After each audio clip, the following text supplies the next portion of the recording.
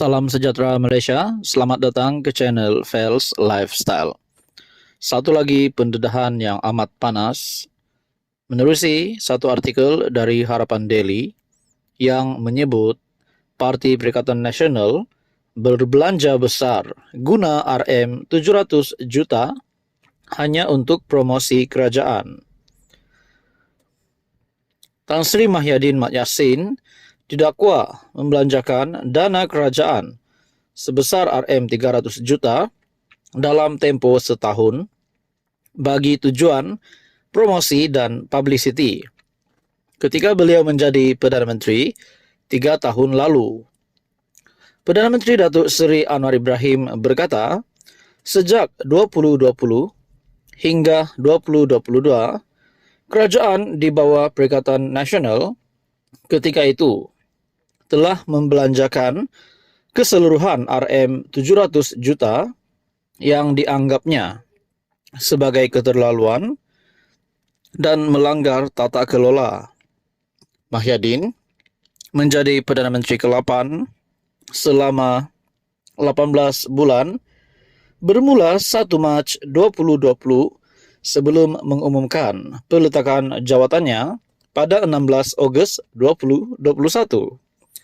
Pada 20 Ogos 2021, Datuk Seri Ismail Sabri Yaakob dilantik menjadi Perdana Menteri ke-9 dan kemudian mengumumkan pembubaran kabinet pada 10 Oktober 2022. Beliau menjadi Perdana Menteri selama 14 bulan.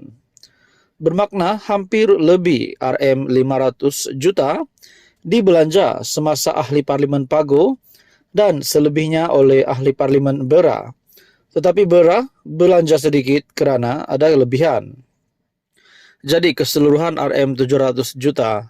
Pada peringkat awal Mahyadin belanja RM300 juta untuk 1 tahun. Itu melanggar peraturan dan tata kelola dan keterlaluan. Oleh itu saya telah mengarahkan perbelanjaan mulai tahun depan dan tahun ini ambil kontrak sedia ada. Meneruskan apa yang telah dipersetujui Bera, katanya ketika sesi PMQT di Dewan Rakyat. Beliau berkata demikian menjawab soalan P. Prabhakaran PH Batu yang bertanya, jumlah keseluruhan telah dibelanjakan oleh kerajaan untuk kerja-kerja promosi dan publicity dalam menghebatkan pencapaian kerajaan menerusi semua platform media massa termasuk media cetak, media digital dan juga media televisyen sepanjang tahun 2020 hingga kini. Anwar yang juga menjadi Menteri Kewangan berkata, kerajaan Madani tidak menyediakan peruntukan baharu bagi pelaksanaan kerja-kerja promosi dan publicity dalam menghebatkan pencapaian sepanjang 2023. Sebaliknya, beliau hanya menggunakan peruntukan sedia ada yang ditinggalkan ketika pentadbiran Ismail Sabri. Anwar mengarahkan MOF agar tidak meluluskan dana lebih daripada RM100 juta untuk tujuan terbabit tahun depan. Sementara kita anggap penjelasan penerangan itu perlu, saya tidak fikir kerajaan perlu dibebankan dengan iklan dan publicity tambahan untuk promosi. Kita gunakan jentera sedia ada, kita galakkan menteri dan jemaah menteri serta ahli parlimen ke bawah selain dari program biasa untuk bantu jelaskan pada rakyat jelasnya. Halo semua, salam sejahtera Malaysia. Selamat datang ke channel Fels Lifestyle. Nah, perkongsian hari ini adalah berkaitan dengan nama 2 bekas Perdana Menteri, yaitu Tan Sri Muhyiddin Yassin dan juga Datuk Seri Najib Razak. Dalam satu artikel ada menyebut berkaitan dengan membuka lembaran baharu untuk 2 bekas Perdana Menteri ini untuk menjalankan satu lagi kerjasama yang padu untuk rakyat, untuk Malaysia. Nah, di dalam sebuah artikel yang bertajuk Penyokong Bosku Mahu Najib Muhyiddin Kembali Bersatu. Oke, setelah saya melihat artikel ini, persoalan pertama yang timbul di dalam pemikiran saya adalah kalau perkara ini nak direalisasikan, nak dijadikan kenyataan, pertama sekali kita kena fikir secara rasional bahwa Najib Razak perlulah bebas. Supaya apa yang dinyatakan di dalam artikel ini akan menjadi kenyataan. Sekiranya Najib Razak juga mahu menjalinkan hubungan kerjasama bersama dengan Muhyiddin Yassin.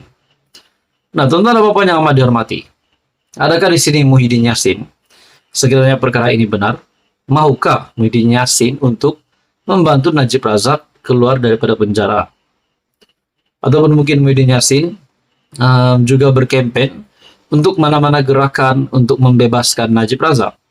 Nah, saudara-saudara, di dalam artikel ini, penyokong Datuk Seri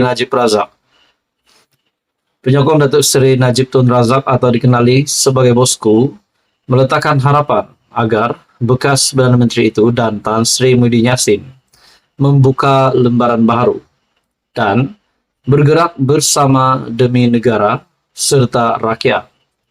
Presiden Pertubuhan Jalinan Perpaduan Negara Malaysia, Syed Muhammad Imran Syed Abdul Aziz berpandangan Malaysia akan lebih hebat jika dua bekas pemimpin nombor satu negara itu bersatu ketika rakyat sedang berdepan masalah ekonomi dan kos sara hidup.